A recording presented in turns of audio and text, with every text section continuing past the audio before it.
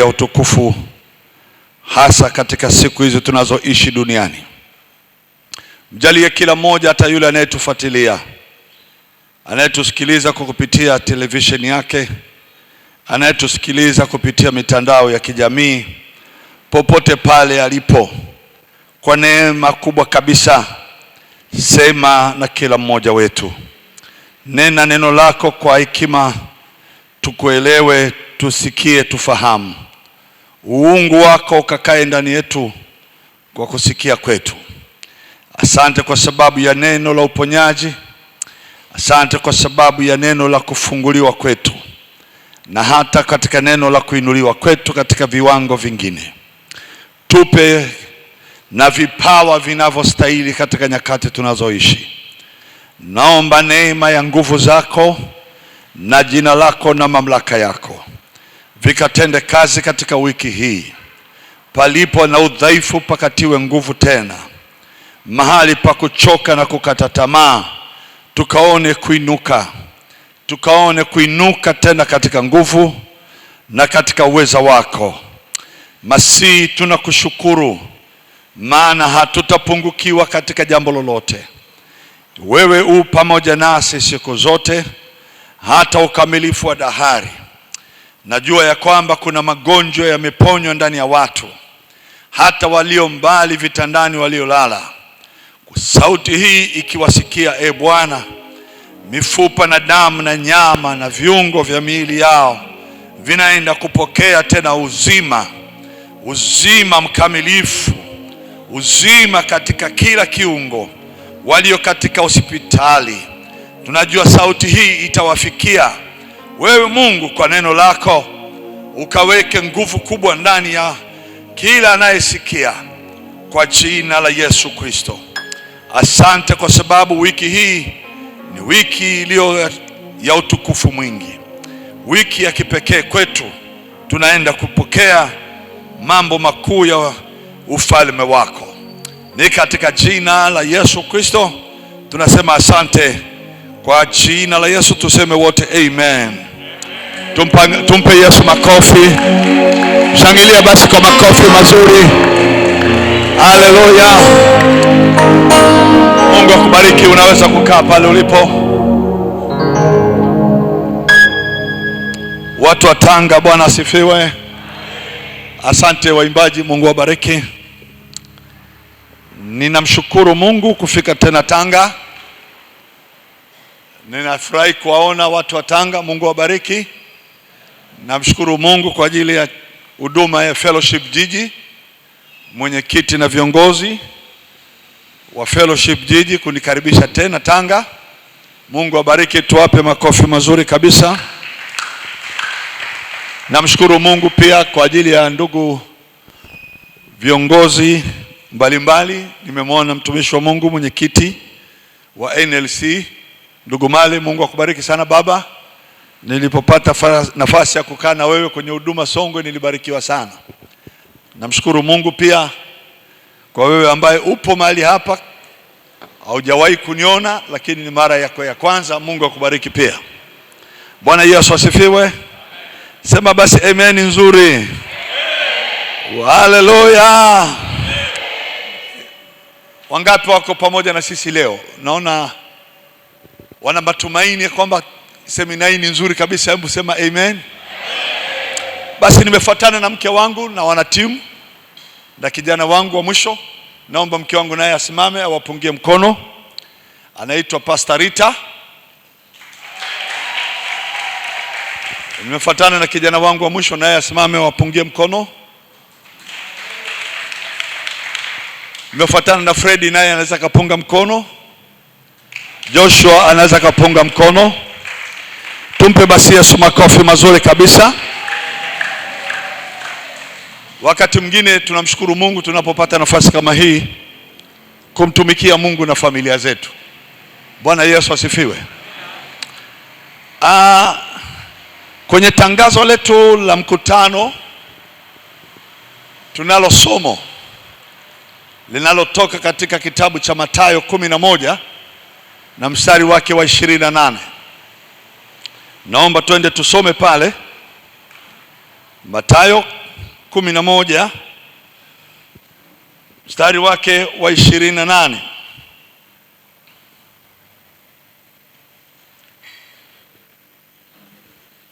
Maandiko yanasema hivi: njooni kwangu ninyi nyote msumbukao na wenye kulemewa na mizigo, nami nitawapumzisha. Jitieni nira yangu, mjifunze kwangu, kwa kuwa mimi ni mpole na mnyenyekevu wa moyo, nanyi mtapata raha nafsini mwenu. Kwa maana nira yangu ni laini na mzigo wangu ni mwepesi. Bwana Yesu asifiwe.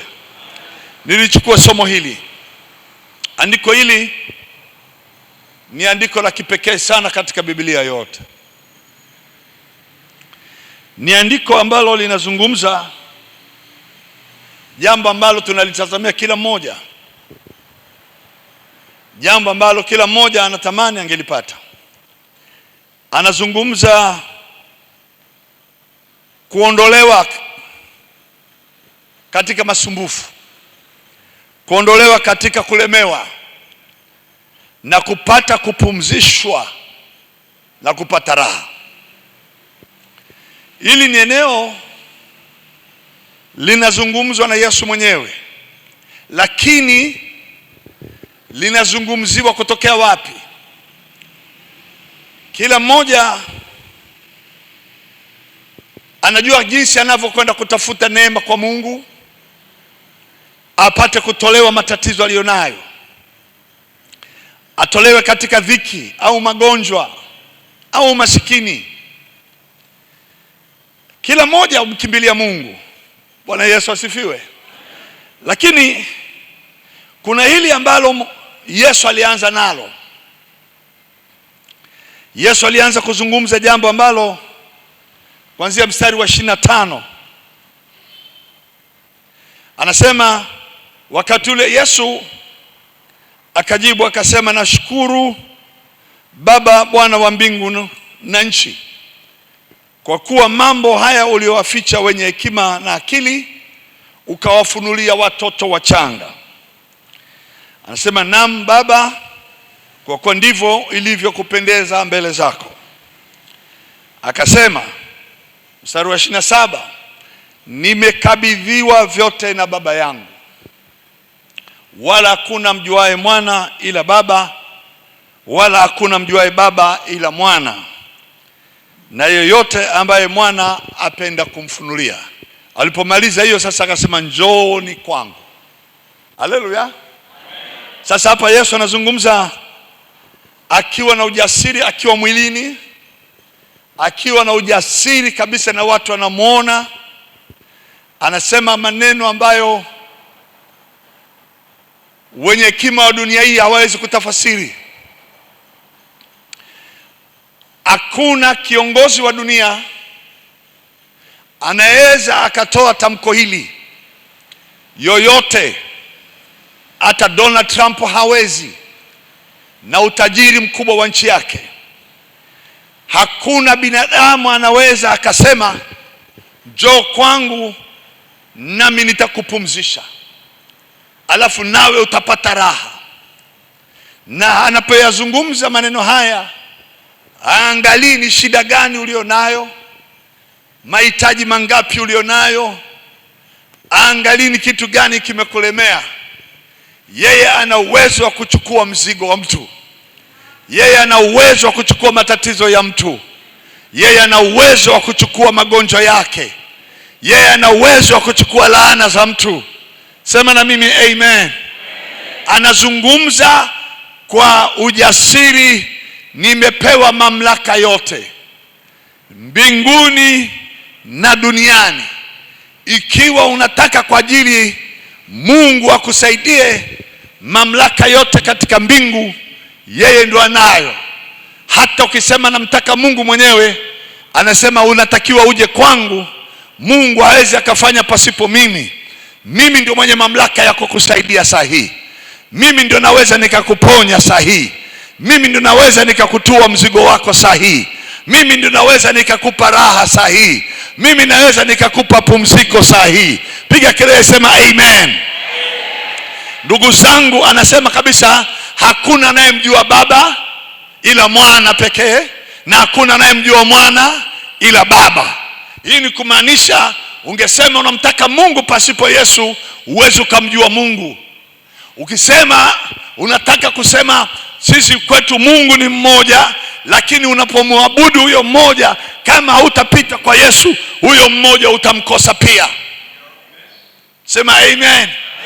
Siku moja katika kitabu cha Marko sura ya 2, Yesu alisema kwa yule mtu aliyekuwa mgonjwa wa kupooza, akamwambia, mwanangu, umesamehewa dhambi zako.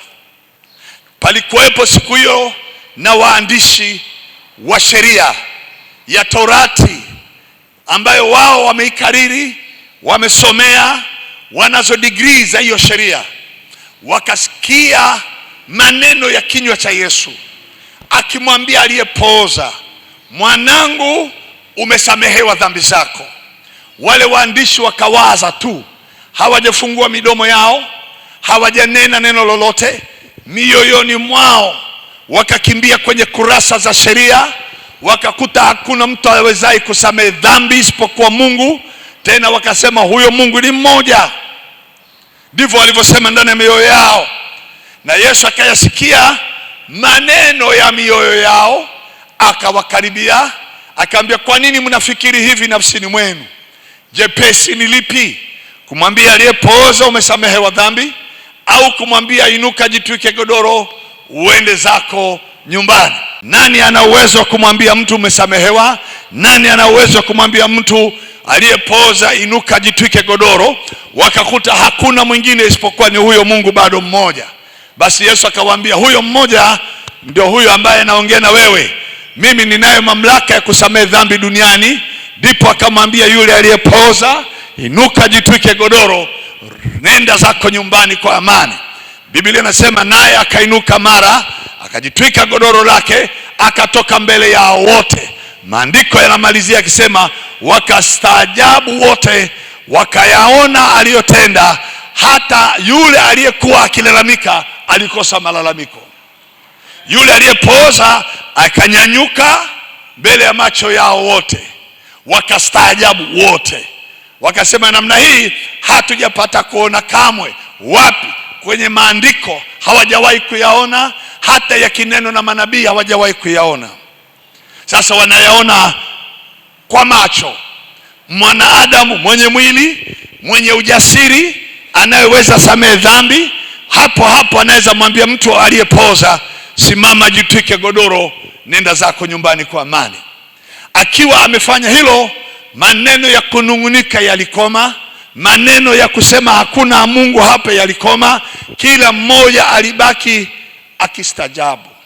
Sasa huyo Yesu anasimama hapa kwenye kitabu cha Mathayo 11, anasema, njooni kwangu, njooni kwangu. Huu ni wito ambao haupo kwa mwingine yoyote. Huu wito ni mkubwa. Moja ya mahangaiko mwanadamu anayepata ni kwa sababu ya dhambi. Dhambi peke yake. Dhambi imesababisha mwanadamu amepoteza kilicho kizuri ndani yake. Amepoteza uzima uliokuwa ndani yake. Kapoteza ile raha, kapoteza ile pumziko. Mwanadamu hawezi, atakiwa na wingi wa pesa duniani, lakini moyo wake hawezi kupata amani. Amani ya dunia ni amani ya kitambo tu, haiwezi kukaa ndani ya mtu ikampa pumziko.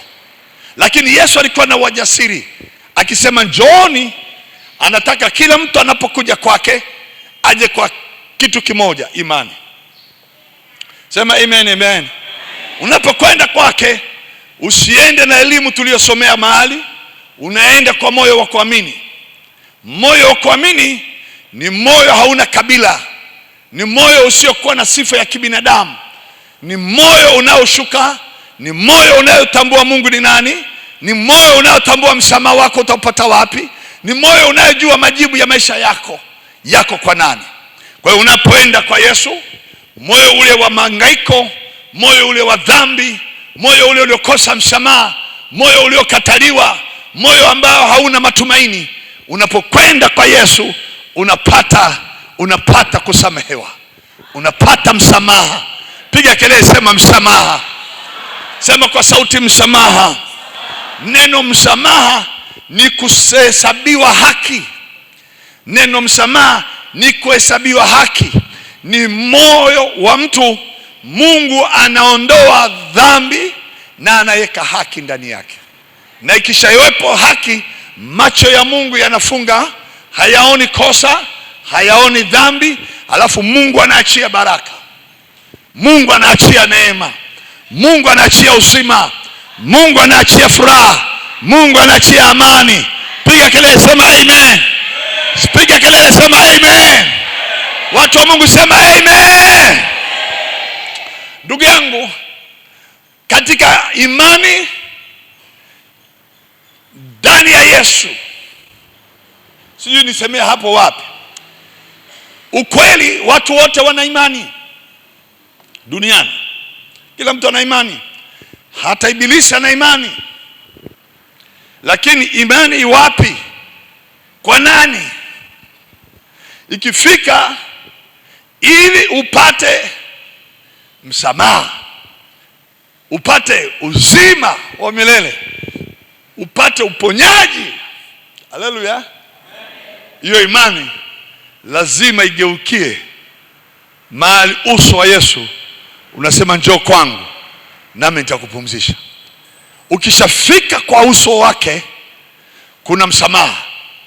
Sema amen, amen. Unajua kabisa kumwamini Mungu sio tatizo. Kila mmoja ameumbwa, hata mpagani. Hata mpagani. Unajua mpagani anaweza akasema mimi simwamini unayemwamini wewe. Mimi naamini jua, naamini mawe, naamini milima, naamini nyota, naamini mwezi. Ile asili ya neno imani, asili ya neno imani ipo tu. Lakini chaguo la nani unayemwamini ndipo pagumu pale. Sasa mimi ninapoangalia kwenye maandiko, nimerahisishiwa, nimepewa urahisi kumjua anayeweza kutoa msamaha, kumjua anayeweza kunipa raha, kumjua ambaye anaweza kanipa pumziko. Pumziko ni kutoka katika mahangaiko. Pumziko ni kutoka katika masumbufu. Pumziko ni kutoka katika mahitaji yaliyonilemea. Bwana asifiwe. Sasa kwa Yesu ndipo mahali palipo sahihi. Haleluya. Kwa hiyo ukienda kwake, moyo wako ukimwelekea yeye, haleluya, ukimtazama yeye tu, ukimwangalia yeye tu, kuna uwezo mle ndani ya Yesu. Kuna uwezo mle ndani ya Yesu kuyafuta makosa. Kuna uwezo wa Mungu mle ndani ya Yesu. Haleluya. Kuna uwezo wa Mungu mle ndani ya Yesu kuyaondoa makosa yetu. Naeleweka hiyo lugha? Sema amen, amen. Nje tofauti na Yesu, uwezo wa Mungu kusamehe hamna. Tunaelewana eh? Yesu alisema ninayo mamlaka duniani ya kusamehe dhambi. Nje ya Yesu duniani kupata msamaha ni ngumu. Kwa hiyo ili niweze kupata pumziko, haleluya, niweze kupata raha, hebu twende kwenye Zaburi. Sema amen, amen. Wenye haki sema amen, amen. 103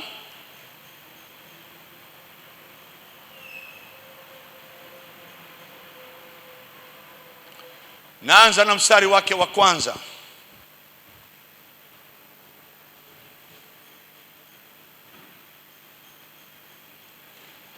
Zaburi 103 mstari wake wa kwanza nasema, nafsi yangu.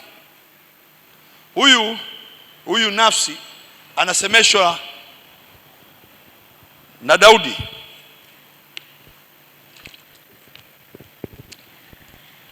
Daudi ni mtu, lakini huyu mtu amegawanyika katika maisha yake. Amegawanyika mwili na amegawanyika na nafsi. Amen. Alafu amegawanyika na roho. Sasa huyu mwili, huyu nafsi na huyu roho, kwa pamoja wamekutanika ndani ya mtu anaitwa Daudi. Amen. Ndani ya huyu Daudi kulikuwa na magonjwa, kulikuwa na dhambi. Sawa sawa, kulikuwa na mauti, kulikuwa na mambo mengi. Alipokutana na Mungu, ile nafsi ndiyo inayopataga masumbufu. Nafsi ndiyo inapataga mahangaiko. Nile nini, ninywe nini, nivae nini. Nafsi inataka kula. Nafsi inasema mwili unahitaji kulala. Ukikosa kulala mwili mahali pazuri, nafsi inalalamika, nafsi inaongea, nafsi ina manunguniko. Maana kwenye nafsi kuna hisia. Tunaelewana watu wa Mungu Kwenye nafsi ndio kuna ile hisia, kuna feelings zile. Kuna asili ya kukasirika, kuna asili ya kucheka kule kwenye nafsi kule. Kama mwili ukila vizuri, basi nafsi inacheka mwili umekula vizuri, au mwili umevaa vizuri, au mwili umelala mahali pazuri. Amen. Sasa nafsi ndio mhangaikaji mkubwa. Amen. Nafsi ndio msumbufu. Akikutwa nafsi, roho ya huyu mtu haina msamaha, nafsi inapata shida.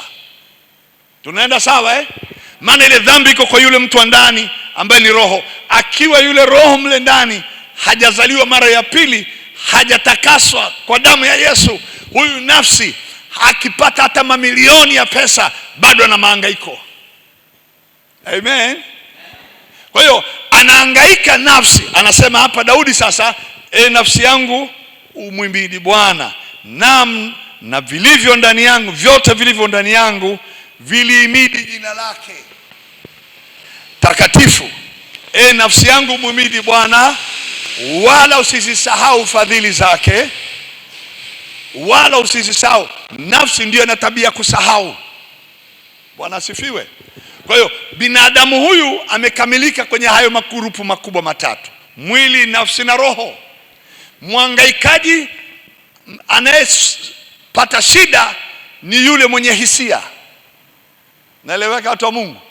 Yule mwenye ile hisia ikiondoka, huyu mtu aliye roho akaondoka na yeye, huu mwili hauna mahangaiko, unakufa, unaoza, hauna maumivu. Lakini nafsi kiwepo, maumivu yanapatikana. Kuna hisia.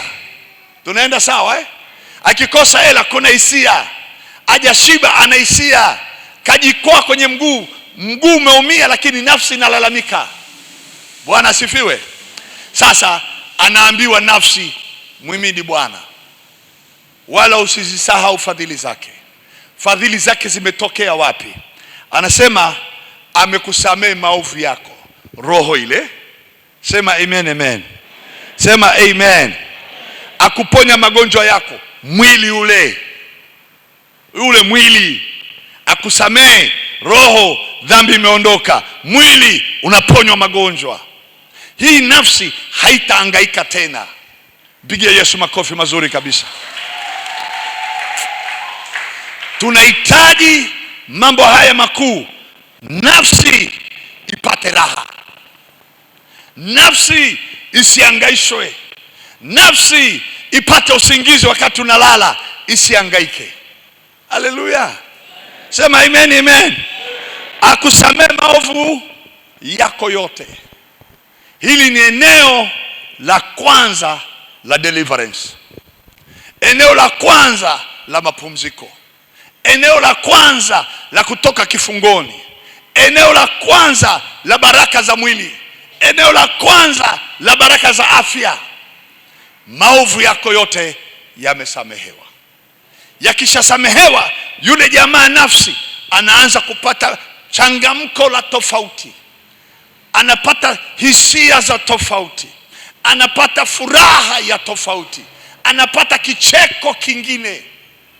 Lakini dhambi ikiwepo, milioni na mfukoni, bado huna kicheko, huna furaha ya kweli. Watu wa Mungu, sema amen. Sasa akusamehe. Huyu akusamehe ndio unamwona kwenye Marko, mwana wa Adamu anayo amri ya kusamehe dhambi duniani. Haleluya. So mnaiona hiyo picha sasa? Unatoka kwenye Agano la Kale unaenda kumwona aliyekuwa na msamaha ni nani. Unamwona physically, huyu hapa, nina mamlaka mbinguni, nina mamlaka yote duniani. Amesimama mbele yako, alafu anakuambia njoo sasa, ninyi wote mnaosumbuka, njoo kwangu. Ninyi wote mnaohangaika, njoo nami nitakupumzisha. Haleluya. Alimkuta mtu mmoja amekaa kwenye kisima cha maji miaka sijui 30 ngapi. Akamwambia, wataka kuwa mzima? Akasema, Bwana, mimi sina mtu wa kunisaidia wakati maji yanatibuliwa. Yeye akamuuliza, unataka kuwa mzima? Anasema, mimi nikitaka kwenda mwingine anatangulia mbele yangu, mimi nabaki hapa. Unataka kuwa mzima? Yeye peke yake ndio analo jibu la kila nafsi inayoteseka. Haleluya. Kila nafsi. Wataka kuwa mzima? Sina mtu. Wataka kuwa mzima. Nafsi inatafuta mtu wa kumsaidia, lakini haijui mwenye msaada ni nani. Anahisi ni familia, anahisi ni ndugu, marafiki, lakini yupo mwenye msaada wa kweli. Sema amen. Ataka, ndio basi inuka, jitwike godoro uende. Biblia inasema mara akainuka, akachukua godoro lake, akaenda. Hakuuliza ni nani huyu, yeye akaenda. Nguvu ya neno ikamwambia nenda, naye akaenda. Nafsi yake ikainuka kutoka katika shida. Na hapa kwenye Zaburi anasema akuponya magonjwa yako.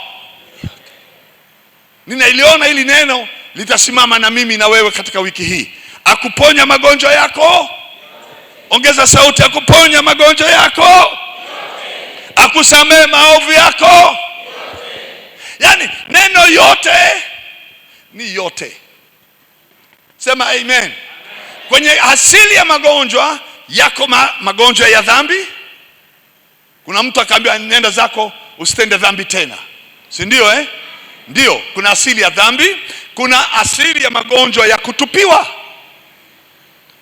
Kuna asili ya magonjwa ya kutengenezwa, unawekewa. Kuna asili ya magonjwa ya uchawi. Kuna asili ya maambukizi. Lakini magonjwa yote, yale ya dhambi, yale ya laana, yale ya uchawi, ya kukutana na watu tu kimwili, mafua, tunaambukizana hapa, tumepata corona, yote. Piga kelele, sema yote. Ongeza sauti, sema yote. Kwa jina la Yesu yanaponyeka. Anasema akuponya, maana yake yaponyeka. Tunaenda sawa watu wa Mungu? Hebu sema yanaponyeka. Kuna magonjwa mengine ukifika hospitali unaambiwa hapa, kwa kweli hata na sisi tumejitahidi, tumeshindwa. Nimeona ni kweli yanatokea magonjwa, madokta wanafeli. Si ni kweli Dawa zinakataa, na tumejikuta tumepoteza wapendwa. Dawa zimekataa. Kuna kansa, kuna magonjwa mengine ya kutisha kama pressure. Pressure nayo usifanye mchezo. Pressure inatuondolea watu wengi. Kweli tunapata dawa, tunajitahidi, tunatumia dawa, lakini inafika mahali unaona tu hata watoto wadogo wana pressure. Si ni kweli jamani? Watoto wa siku hizi mpaka wadogo wana diabetes, wana ugonjwa wa sukari. Si mnaona jamani? Tunajiuliza huyu yametokea wapi?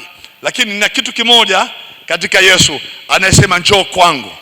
Njoo kwangu nitakupumzisha. Maana yake nitakuponya, nitakusamehe na nitakupa raha. Yani hilo lipo katika uwezo wake, liko katika mamlaka yake. Hata utakapotoka mahali hapa, wewe unayepata mahangaiko fulani, utatoka hapo na mapumziko. Wewe unayekosa amani kwa sababu ya watoto, utapata pumziko. Wewe unayepitia ugonjwa fulani, utatoka hapa umeponywa huo ugonjwa, umeondolewa katika mahangaiko. Utatoka hapa na kicheko, utatoka na raha. Piga kelele, sema amen.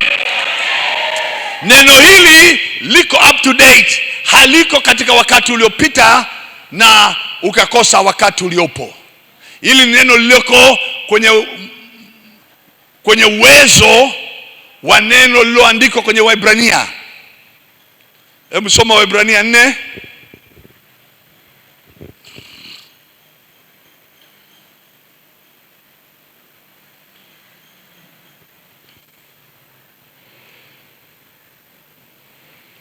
Kitabu cha Waebrania 4 mstari wa 12.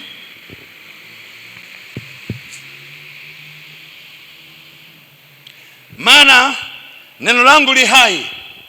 Kwa hiyo tukizungumza habari ya neno lililokuwa linazungumzwa kwenye kinywa chake, lile neno halijawahi kuondoka.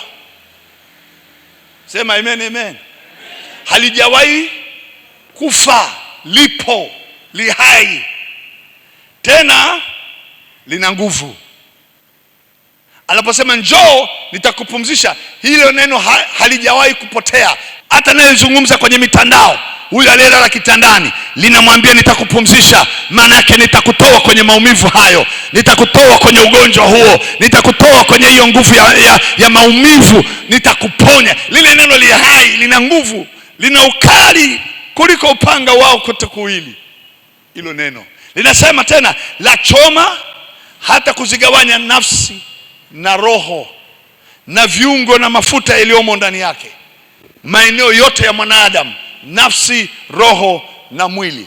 Linaweza likaingia kote kote na likafanya operation yake kote, katika nafsi na katika roho na katika mwili. Anasema tena lije pesi kuyatambua mawazo na makusudi ya moyo.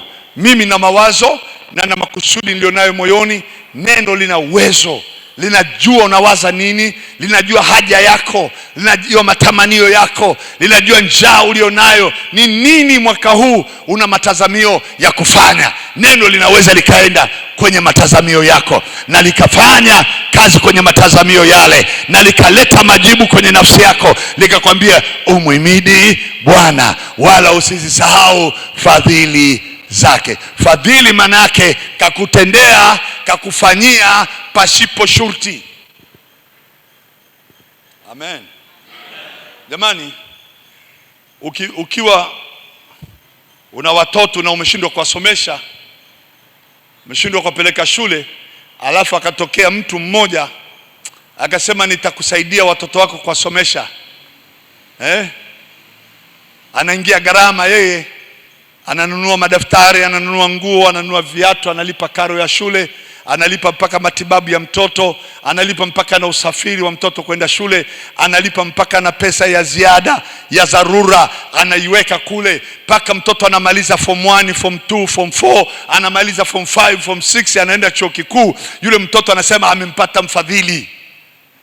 Tunaelewana Sio baba yake, sio mama yake, sio ndugu yake, kampata mfadhili. Nafsi yangu imempata mfadhili. Nafsi yangu inaambiwa sasa usisahau fadhili zake. Kama kukupa afya, amepigwa, kwa kupigwa kwake wewe umeponywa. Kama ni kwa habari ya mambo ya uchumi, alifanyika maskini kwa ajili yako ili wewe uwe tajiri. Usije ukasahau fadhili zake, maana amekutendea bila shurti.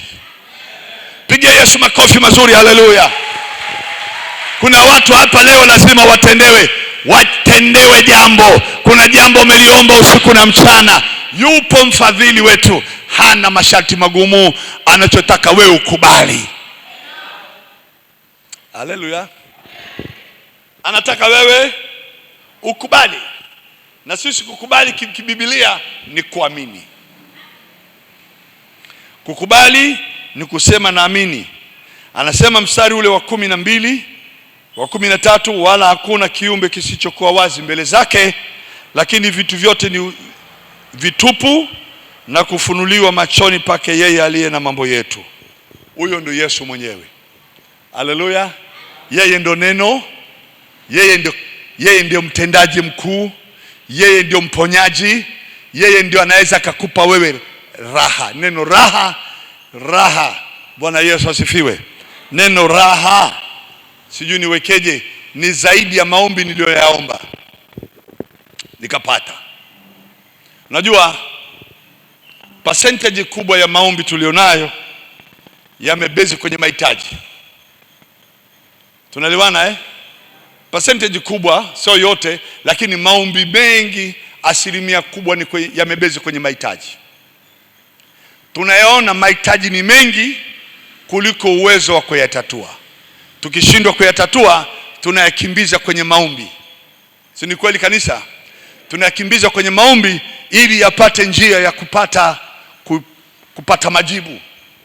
Sasa tunapofika katika yeye Yesu kupumzisha mtu, amen, anajibu maombi ya mahitaji, haleluya, maombi ya nafsi yako, maombi ya mahangaiko yako anayajibu, lakini hawezi kuyajibu akayaacha bila kuyatimiliza katika utele, ili kesho usirudi na mahitaji yale yale. Mnanisikia watu wa Mungu? Akikuponya, anakuponya na kukuweka huru kweli. Yaani akikupa wewe uchumi, anakupa na uchumi usiokuwa na mahangaiko. Anakupa uchumi ambao utafika mahali haukosi usingizi, kwa sababu kesho kuna hitaji linakuja. Analiekea ule uchumi. Na sijui kwenye wafanya biashara wa masokoni wale, unakuta wanaweka karoti kwenye gunia. Yaani gunia lina uwezo wake wa mwisho kubeba, lakini kuna kitu inaitwa rumbesa, inaongezewa juu. Yaani yule mnunuzi anapochukua kutoka kwa mkulima, ameongezewa na zaidi. Asija kasema huyu bwana alinipunguzia, anashonewa na gunia la ziada la mwisho la juu. Mungu anapokufanyia muujiza, anakuwekea na rumbesa juu. Yaani anaongeza na baraka ile uliyohitaji. Anasema anakuongezea zaidi ya kile unachokioza na kukiomba. Piga makofi kwa Yesu, haleluya. Natamani hiyo, natamani mahitaji yangu yanapojibiwa yawekewe na rumbesa. Hebu sema rumbesa. Sijui kama rumbesa ni sawa sawa, lakini unaongezewa. Zamani sijui kama wauza karanga siku hizi wapo. Zamani kuna wale jamaa walikuwa wanauzaga karanga, si ndio? Unaona tu anapiga vili. Unajua hiyo ni karanga inatembezwa. Akikutana na wewe hata hujamuomba, anachota na kwenye kapu yake, anakupa kwanza mkononi vipande 3 4 vya kuonja. Amen. Sasa akishakonjesha, anapiga kidole, anachota karanga na kuuliza ya shilingi ngapi nikuwekee, maana umeshakula utamu. Sasa na sisi tumeshapata uponyaji, lakini sasa Yesu anachota kingine zaidi, anakuambia nikuongezee, nikupe ya kiwango gani? Na mimi nataka upewe, uongezewe, uzidishiwe, mpaka mahali ufike mahali pa kuona raha, uone kustarehe, uone kupumzika, usione mahangaiko tena, usione kufedheheshwa. Mwangalie jirani yako, alafu onyesha smile kidogo, hiyo ndo raha yenyewe. Sema amen, amen. Pigia Yesu makofi mazuri, haleluya. Mungu akupe raha. Unajua saa nyingine hata sijui kama nitaieleza vizuri. Hebu soma katika Waebrania 4 hiyo.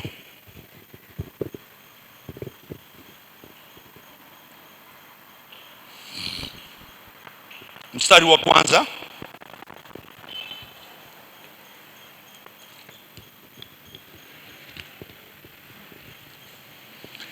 Inasema, basi ikiwa ikaliko ahadi ya kuingia katika raha yake. Kuna raha, sema amen. Piga kelele, sema ninayo raha. Anapozungumzia raha, ni mfumo wa maisha mengine nje ya masumbufu, nje ya mahangaiko. Bwana asifiwe. Anasema ikiwa ikaliko ahadi ya kuingia. Kuna mahali iko ahadi, amesema njoo nitakupa raha. Sema amen, amen. Anasema iko raha, na tuogope mmoja wenu asije akaonekana ameikosa. Nataka na wewe na mimi tuogope mmoja wetu katika waliokuwepo hapa asija kakosa raha. Hebu sema amen. Sema sikosi raha. Ongeza sauti, sitakosa raha. Mstari wa pili anasema, maana ni kweli sisi nasi tumehubiriwa habari njema vile vile kama hao wana wa Israeli, lakini neno lile lililosikiwa halikuwafaa hao, kwa sababu halikuchanganyika na imani ndani yao waliosikia. Maana sisi tulioamini tunaingia katika raha ile. Sema amen, amen. Kama vile alivyosema, kama nilivyoapa kwa hasira yangu, hawataingia rahani mwangu. Wale walishindwa kuingia kwa kutokuamini. Sisi tumempata Yesu, tumeingia. Hebu sema nimeshaingia kwenye raha.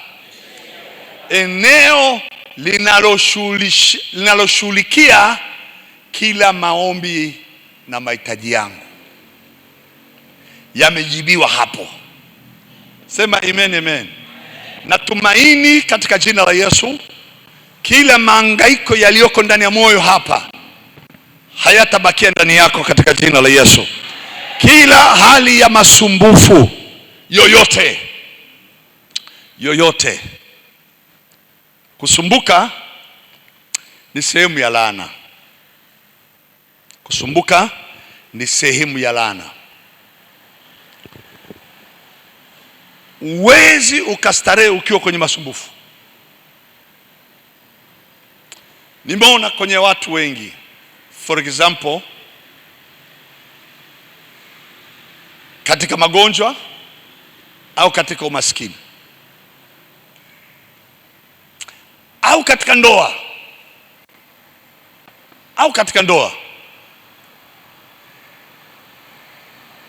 au katika familia, watoto, baba, mama, ndani ya familia, watu wanaweza kukaa ndani ya nyumba lakini hawana raha. Wanaweza wakawa wanafanya kazi, wanapata mapato, lakini hayawatoshelezi. Na sio wavivu, wanajituma, wanajitoa, wanaomba hata wapate na kazi nyingine. Wanajua kuchoka kupo, lakini bado mapato hayafikii mahitaji, hawezi pata raha, watahangaika. Bwana asifiwe. Ninachokiona katika Yesu, haleluya, ninachokiona alichokisema Yesu kuhusu Baba na Mwana, ila Mwana ndiye anayemjua Baba. Akasema hivi, ikiwa tutamjua Baba au atatufunulia tumjue. Amen. Anasema hivi, ikiwa ninyi waovu, wazazi, baba, mwanao akikuomba samaki, huwezi kumpa nyoka. Amen. Mwana ana mahitaji, anakuomba mkate, huwezi kumpa mawe. No. Wewe ni mwovu, una asili ya baba. Watu wa Mungu tunaelewana? Ni mwovu lakini ni mzazi. Si sawa? Kuna kipawa huku cha upendo kinamsukuma mzazi. Yeye mzazi ni heri asile, lakini mtoto ale. Mzazi anaona mtoto kukosa, ni heri mimi nikose. Mtoto asiumie, mimi ni heri niumie. Sasa watu wanayemjua Mungu wanamjua kama baba. Sema amen, amen. Na ili kumjua kama baba, sharti umjue mwana, ili mwana kufunulie baba. Upendo wa baba ni upendo wa kutoa. Sema amen, amen. Upendo wa baba ni upendo wa kutoa. Mnanisikia hii lugha? Upendo wa baba ni kutoa, ni kuprovide. Amen. Ile spirit ya baba akamtoa mwana. Tunaenda sawa? Ile spirit ya mwana ikasema, mkilijua baba mtamjua na mwana, mkimjua mwana mtamjua na baba. Sasa ili mjue mwana ni nani na baba ni nani, njooni kwangu. Haleluya. Maana mimi na mamlaka sasa. Njooni kwangu. Njooni, maana nina mamlaka katika mwili duniani kama mwana, na nina mamlaka mbinguni kama baba. Ukija kwangu nitakupumzisha. Hiyo lugha ni safi sana. Ukija kwangu nitakupumzisha. Tunaenda sawa tu Mungu? Ukimiss kwa Yesu, pumziko utaona. Halo? Kwa hiyo ili ufili baba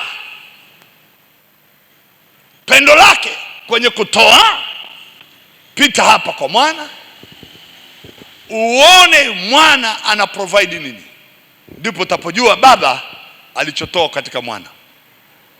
Sasa tumempata mwana. Sema amen, amen. Kama tumempata, nataka nikuhakikishie, baba hawezi kukupa mateso. Baba hawezi kuachia shetani akutese. Baba hawezi kuacha wachawi wa kupiga usiku. Baba hawezi kuacha ukalala kitandani una machozi na maumivu ya miaka kitandani, unalia, unaumwa. Hawezi. Wewe unamwomba uponyaji, hawezi akakuwekea maumivu. Hawezi. Baba ukimkimbilia kwa uponyaji, anakupa mwana haraka. Sema amen, amen. Na mwana anasema, nimekuja kuyachukua magonjwa yako na madhaifu yako, anayaondoa.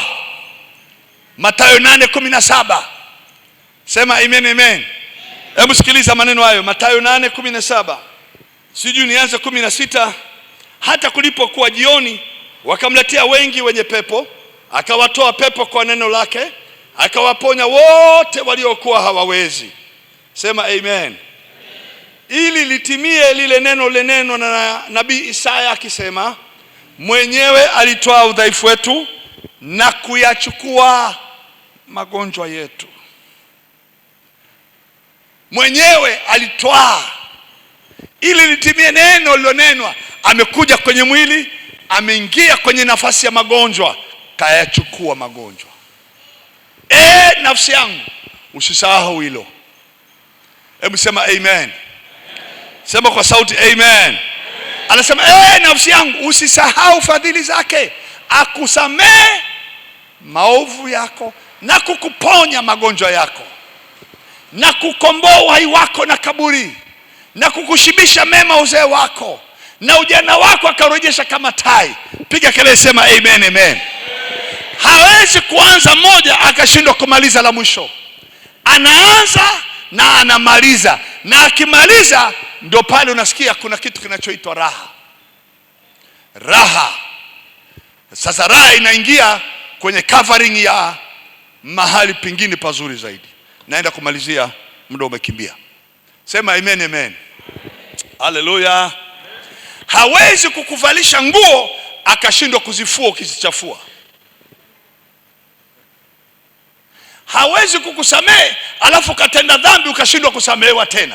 Atakusamehe 7 mara, potelea mbali, bado anasema njooni kwangu. Mwana mpotevu akakumbatiwa, akavalishwa na vazi lililo bora. Sema amen, amen. Bado ni baba. Halo? Bado ni nani? Baba anasamehe. Umeharibika, atakutengeneza. Umechafuka, atakuosha. Haufai, utafaa tu. Hauna sura ya kupendwa, utapendwa tu. Atakutengeneza, atarekebisha mawazo yako, maneno yako, matendo yako, hata mtazamo wako. ataubadilisha. Atawaita watumwa wake, mvalisheni vazi lilo zuri. Utabadilisha matendo yako. Watu tukikuona watasema, huyu sasa amependeza. Sio vazi la nguo, lakini ni maisha mapya umevalishwa, tabia mpya umevalishwa, hatua zako za mitazamo yamebadilika, kila kitu kinabadilishwa, unakuwa mpya. Tukikutazama tunakuadimaya. Tunatamani tuone maisha kama hayo kwa watoto wetu. Tunatamani tuone kwa watoto wetu yale maisha ya yule baba. Natamani na mimi ningekuwa nayo. Umetengenezwa, ulikuwa ni mlevi haufai, lakini sasa hii umelewa Roho Mtakatifu. Haulewi tena uvinyo ulio na ufisadi. Umevalishwa macho yanayoona vizuri, hayawezi ona mabaya, yanaona mema. Piga kelele, sema amen. Baba hashindwi maisha ya mwanae, hajawahi kuyashindwa. Ninawafahamu wazazi, watoto wao ni wakorofi mpaka jamii imewapeleka mahakamani, jamhuri imewafunga. Lakini mzazi anatafuta kumtoa mwanae. Mzazi anahangaika kwenda hata kwa mawakili. Mzazi anahangaika. Nilienda Singida, sijui kwa nini nimekumbuka Singida nilishawahi kufanya mkutano. Nimeitwa na kanisa moja ndani kwenye kijiji fulani. Mchungaji mwenyeji akaniambia, mtumishi, kijiji chetu hichi sio kizuri. Mchungaji mwenyeji anasema hata washirika wa kanisa langu sio wazuri. Viongozi wote wa kijiji, wananchi ni majambazi wa kutumia silaha. Usitoke nje na simu yako hiyo ya smart, wataichukua. Hata hawa wao Wakristo wangu watakunyang'anya. Hebu fikiria, unaenda mahali unakutana na watu unaambiwa wa aina hiyo. Niliwaogopa, simu naifunika kwenye chini ya kitanda, naenda kuongea na mke wangu wakati wa usiku tu. Sisubutu kutoka nayo. Unaambiwa mwalimu wa kwaya ndio kiongozi wa majambazi,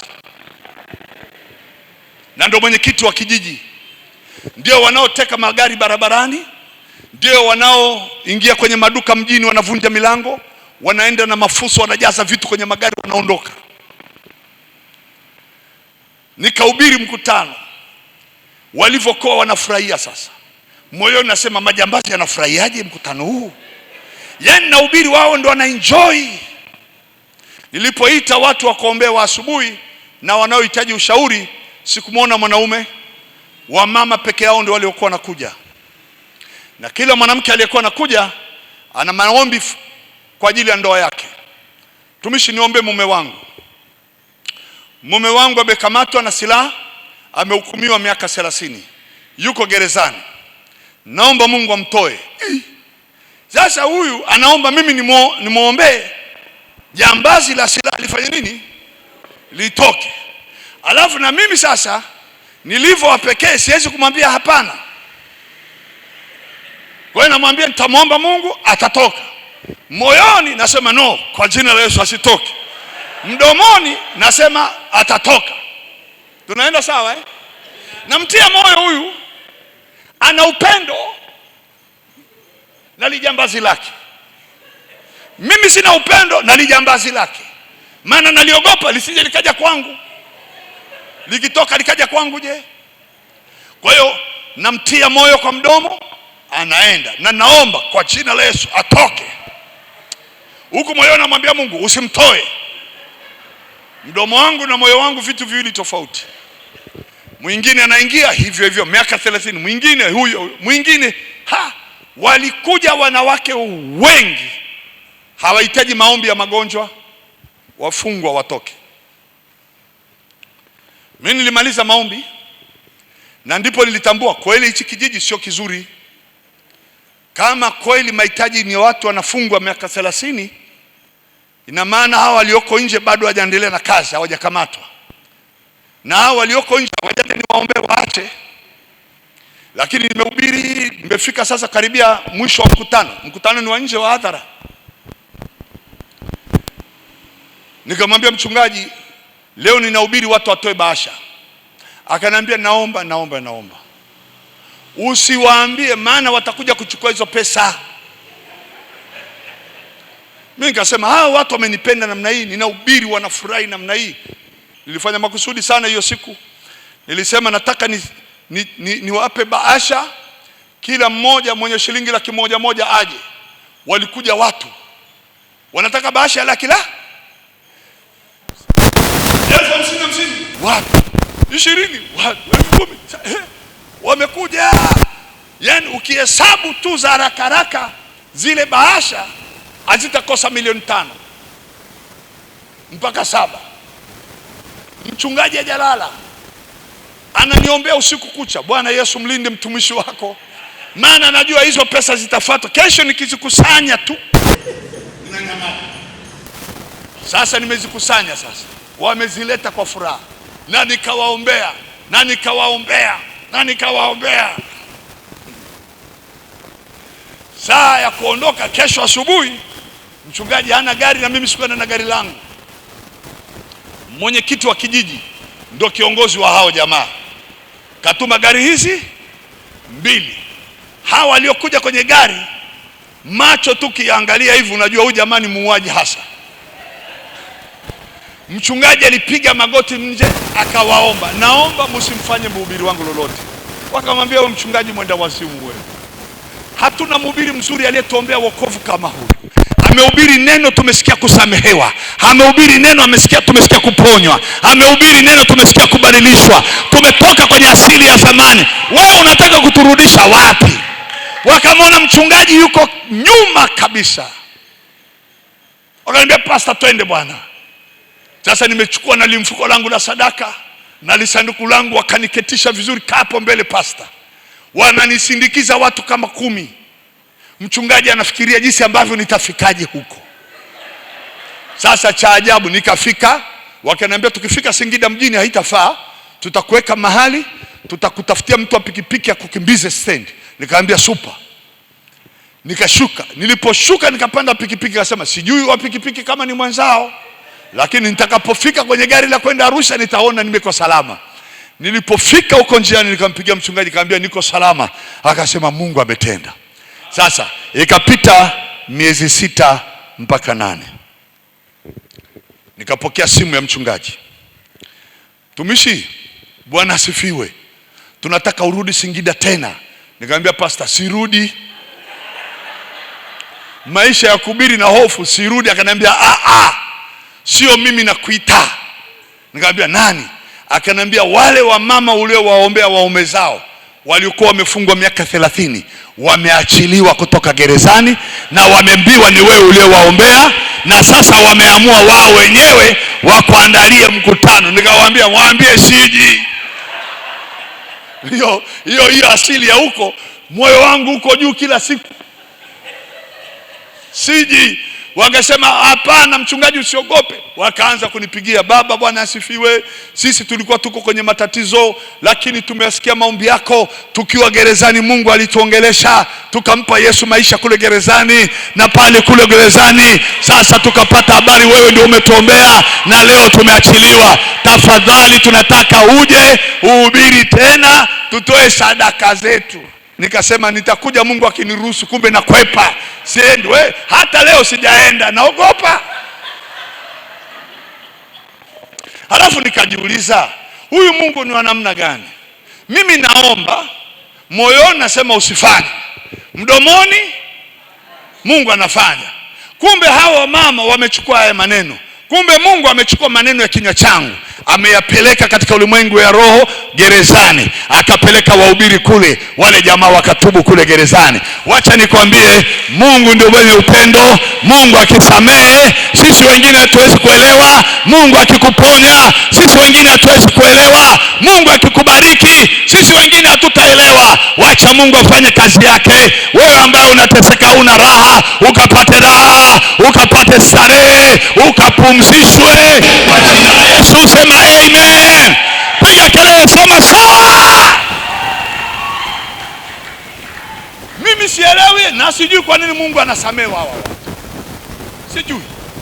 Ngoja nikwambie kwa kumalizia huo ushuhuda. Nilikuwa Nairobi, sehemu inaitwa Kahawa West.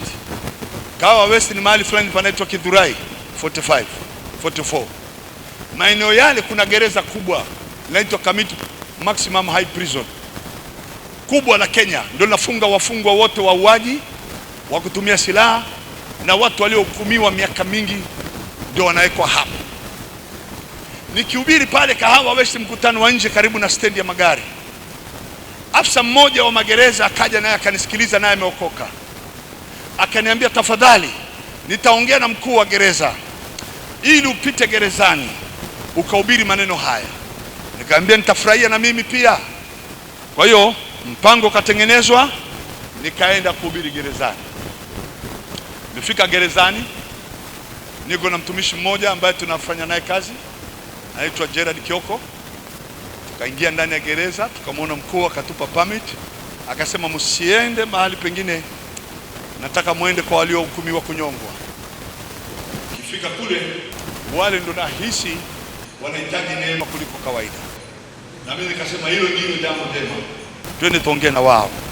Walikuwa wafungwa wengi waliohukumiwa kunyongwa. Nikaongea tu habari za Yesu tena kwa urahisi sana, alafu nikasema walioko tayari watakaompa Yesu maisha, ninaamini Mungu hata kuacha kwenye kifungo hichi. Mungu atatuma malaika wake na atakutoa gerezani hapa. Kama Paulo na Sila waliwahi kutoka, minyororo ilikatwa, na hata wafungwa wa gereza nao na walinzi waliokolewa, na ninyi mtaokolewa. Sasa nimemaliza kuhubiri, nikasema wanaotaka kumpa Yesu maisha wakanyanyua mkono. Wale walionyanyua mkono kuokoka, wale waliosamehewa dhambi zao, na waambie kitu cha ajabu sana. Kesho niko kwenye mkutano wa nje, ninahubiri, sina habari kinachoendelea. Kumbe makamu wa rais, makamu vice president alikuwa anaitwa Mood Awor, chini ya Mwai Kibaki. Mood Awor anavaa kofia yake ile ya kispia, ile ya spear ya cowboy. Akapita gerezani siku hiyo, akaenda moja kwa moja kwa gereza la waliohukumiwa kunyongwa. Alafu akaamua kufanya hivi, wewe toka nje, wewe toka nje, wewe toka nje, wewe nini, nimewasamehe. Yani anachagua kwa kupointi kwa kidole. Yule anayemnyoshia kidole ni yule aliyeokoka jana, yule aliyeokoka jana. Kama alikuwa ameambiwa huyu, na mimi najua kabisa akusamehe maovu yako yote na kukuponya magonjwa yako yote na kukomboa uhai wako na kaburi. Kama kuna mtu alikuwekea kama mauti, hautaingia kwenye hayo mauti tena. Kama kuna mtu alikuwekea laana au uchawi wa aina yoyote, hautalala na huo uchawi kitandani mwako tena. Lazima akutoe katika mateso, akupe raha. Sema amen. Ilipokuwa sasa jioni saa 9 saa 10, naona watu wanatembea, miguu inauma, hawajawahi kutembea zaidi ya miaka 10, wako kwa gereza, miguu imevimba, miguu ina vidonda, vingine havijaponywa. Tukawaangalia, tukagundua mbona wako na askari magereza.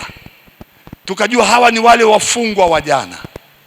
Tulipomuuliza yule aliyowaleta, akasema Mheshimiwa Rais makamu amewaachia huru watu hawa. Na mimi nikawakumbuka, hii ni sura nimeiona jana, hii ni sura iliyokoka jana. Na mimi nataka nikwambie hivyo, hata na wewe sahihi, kuna malaika atapita mahali unapotesekea, kuna mahali unapolala kwa tabu, kuna mahali unapotafuta pesa yako kwa tabu, kuna mahali ugonjwa umekaa katika mwili wako. Yuko malaika anaweza katembelea kitanda kile akakwambia nyanyuka pale ulipo, na ugonjwa huu hautauona tena. Anaweza akakutoa kwenye ule umaskini, akapita pale kwenye madeni yako, akayaondoa madeni ili upate raha. Piga kelele, sema raha. Kama Mungu anawasikia wale watu wa Singida, watu wa Singida, kama amewaona wale wa kule Kamiti Prison, kama aliwaona watu zaidi ya 10 wakatoka gerezani, na kuona na wewe pia. Hata kama unajiona mimi siwezi kupona, na kuona Mungu anaweza akafanya. Wewe njoo kwake kwa imani, ukija na moyo wa kujua kwamba kwake kuna pumziko. Usiku wa leo hata zile ndoto mbaya hautaziona, mambo ya mahangaiko ya usiku hautayaona, utalala mpaka asubuhi. Nilikuwa Dar es Salaam na mkutano, nikamaliza nikaeka seminar, namalizia. Mama mmoja kutoka Iringa aliteseka miaka 10 na ngapi, 13, 15 sikumbuki, hajawahi kulala, maumivu ya mwili. Anasema anaona mwili mzima umewekewa sindano za kumchoma. Maumivu ni makali, mpaka unaona mkono unapinda sasa kwa ajili ya maumivu. Anasema analia, hawezi kujiondoa hata gauni lake au kuoga, anaogeshwa na kuvalishwa. Akawa amenisikiliza kwenye mitandao ya YouTube, akapanga kuja Arusha, akanipigia simu anataka kuja Arusha. Nikamkaribisha tu kama watu wengine, lakini akaogopa kuja mwenyewe. Akasema ngoja niende Dar es Salaam nimfuate mama yangu mzazi, kisha nitamwambia mama anipeleke Arusha.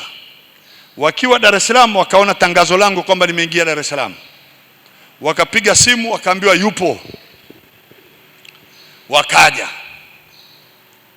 Nilipokuwa nimemaliza kufundisha nataka kuondoka, na hao mnataka kuniona nikawasalimia, wakaniambia tumekutafuta, nilikuwa nije Arusha, shida ni nini? Akaniambia shida ni hii na hii. Nikamwambia hamna shida, si umemwamini Yesu? Ndio. Nishike mkono, maombi maraisi tu nikaomba, nikamwambia imeisha, utalala kuanzia leo wala maumivu hautayaona. Mimi nikaondoka.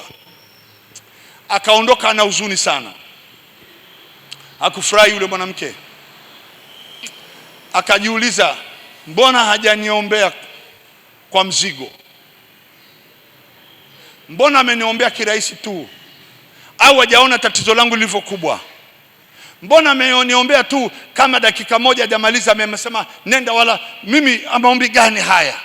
Anasikia huzuni, sijamuombea vizuri. Kaenda nyumbani, kasikia usingizi, kalala, maumivu hamna.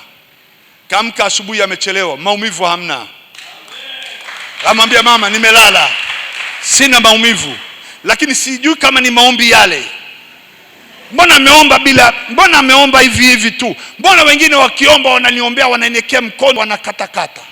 Kweli mimi sivunjivunji wala sikatikati. Mimi naamini alichukua magonjwa yako. Mimi naamini kabisa alichukua na madhaifu yako, na kwa kupigwa kwake wewe umepona. Ninaamini hata na wewe mwenye maumivu kwenye miguu, wewe mwenye maumivu ya mgongo, wewe mwenye maumivu katika kiuno, wewe mwenye maumivu ya kichwa yasiyopona, wewe mwenye maumivu ya tumbo yasiyopona, wewe ambao kila kitu kinakuletea allergy, ninakutangazia katika jina la Yesu, hautayaona hayo maumivu tena, hautapitia kwenye hayo mateso tena. Lazima utoke hapa na raha, lazima utoke hapa na afya, lazima utoke umepumzika. Piga kelele, sema amen. Siku ile ya kwanza, siku ya pili kalala, siku ya tatu akaja, akachangamka. Naomba nitoe ushuhuda. Mimi sio mtu sana wa ushuhuda. Akapewa microphone, akasema jamani, mimi nimeteseka, sijawahi kulala usingizi, maumivu siwezi lala, na kula dawa ya maumivu haishi maumivu, mabega yangu yamepanda juu, siwezi jiogesha. Miaka 13, mume wangu ananihurumia, ananiombea, analala, anaamka, ananikuta niko macho nalia tu. Leo nimelala, jana nimelala, nimeamua kuja leo nitoe ushuhuda. Lakini haya maombi unayoyaomba, mbona ni maombi ya ajabu? Ngoja nikwambie, maombi yangu ni rahisi, maombi yangu ni simple. Dakika moja ni ndefu sana kwangu, lakini nataka nikwambie, yuko mwenye kutoa raha, yupo ambaye anakaa ndani yangu. Akisema neno lolote hata kwa ufupi, hilo neno lazima litatimia tu. Afya yako itakurudia mara. Piga kelele, sema amen. Kuna mtoto wako anateseka mahali, utamwona ananyanyuliwa pale. Kuna ndugu yako anateseka mahali, atanyanyuliwa. Wala usitie shaka, jioni ya leo ni jioni ya raha. Yoyote ambaye anapitia kwenye msukosuko, anapitia kwenye vita na majaribu, hayo majaribu nimeyakomesha leo, hayatarudia kwako, hayataingia kwenye hema lako, hayatapita kwa watoto wako tena, hayataingia kwenye ndoa yako. Piga kelele, sema sawa Bwana Yesu. Muda wangu umeenda. Bwana Yesu, asante kwa ajili ya jioni leo. Inamisha kichwa. Neema yako ni kubwa kwa ajili ya huyu baba, neema yako ni kubwa kwa ajili ya huyu mama. Ninatangaza baraka hizi za pumziko la kweli. Natangaza neema hii ya uzima na afya. Natangaza neema hii ya kuondoa magonjwa na maumivu na mateso ya mwili, figo, ini, moyo, mishipa ya moyo, tumbo kuvimba, athma, aina zote za maumivu katika nyayo, katika miguu, katika viungo, mahali popote panapotesea mwili huu, katika jina la Yesu. Na uamuru mwili upokee afya, na uamuru mwili upokee uzima kwa jina la Yesu. Yule mtu pale nyumbani alilala kitandani, na amuru saa hii anyanyuke kitandani, anyanyuke pale alipo. Toka ugonjwa ndani ya mtu huyu, toka magonjwa ndani ya mtu huyu, toka magonjwa ndani ya mtu huyu kwa jina la Yesu. Naamuru afya, naamuru afya, naamuru afya, naamuru neema ya uponyaji iende ndani ya nyumba ya baba huyu, iende ndani ya mama huyu. Yale mateso yasirudi tena, yale maumivu yasirudi tena, yale maumivu yasirudi tena kwa jina la Yesu. Natangaza baraka za uponyaji, natangaza baraka za uzima, natangaza tangu sasa katika jina la Yesu. Kila mahangaiko ya nyumba, kila mahangaiko ya familia, mahangaiko ya watoto, mahangaiko ya ndoa, mahangaiko ya watoto, kwa jina la Yesu hawatatesa baba huyu, hawatamtesa mama huyu, kwa jina la Yesu hayatarudia mahangaiko hayo tena, kwa mamlaka ya jina la Yesu. Ninaamuru baraka za uchumi zitembee na watu hawa, wasihangaishwe kwenye uchumi wao, wasiteswe kwenye mapato yao, kwa jina la Yesu Kristo. Tuseme wote amen. Pigia Yesu makofi mazuri.